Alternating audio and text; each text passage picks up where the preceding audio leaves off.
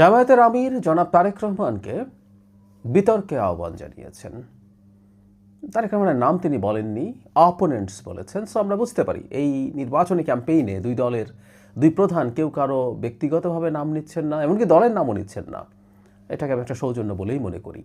যাই হোক, এই আলাপটা এখন সামনে আসবে এবং এটাকে খুঁচিয়ে বিরাট করে তোলার চেষ্টা হবে।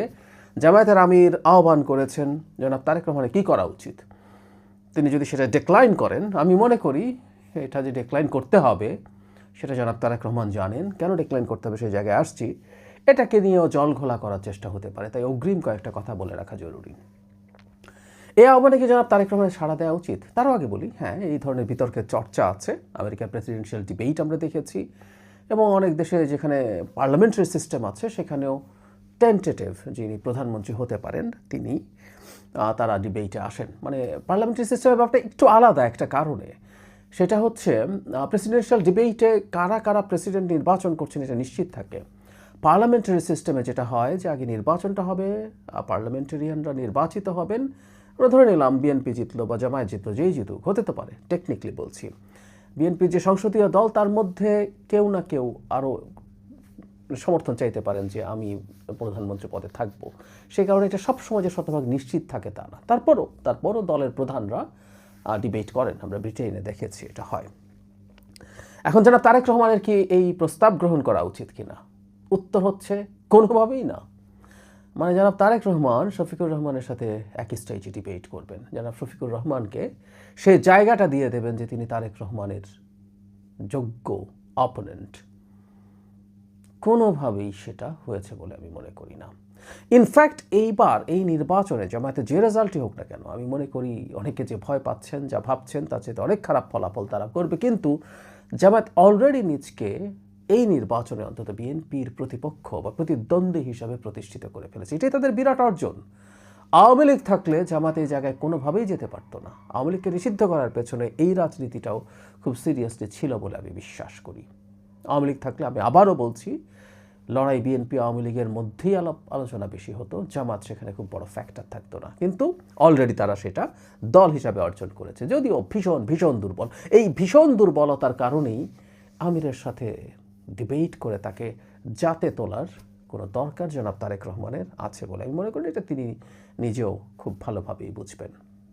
আমরা যে কথাটা ধারণা করছিলাম, যেটা বলছিলাম, এটাকে কেন্দ্র করে কেউ কেউ বলার চেষ্টা করবেন যে তারেক রহমান যথেষ্ট যোগ্য নন, যথেষ্ট কনফিডেন্ট নন, সেই কারণেই তিনি শফিকুর রহমানের সাথে ডিবেট করছেন না, তিনি ভয় পেয়েছেন তাই যাননি। আমরা আগে থেকেই জানি এই কথাগুলো বলা হবে। সে কারণে আমাদের একটু বলে রাখা দরকার যে কাউকে ওই প্ল্যাটফর্মটা দেওয়ার কোনো দরকার নেই, সেই জায়গাটা দেওয়ার দরকার নেই।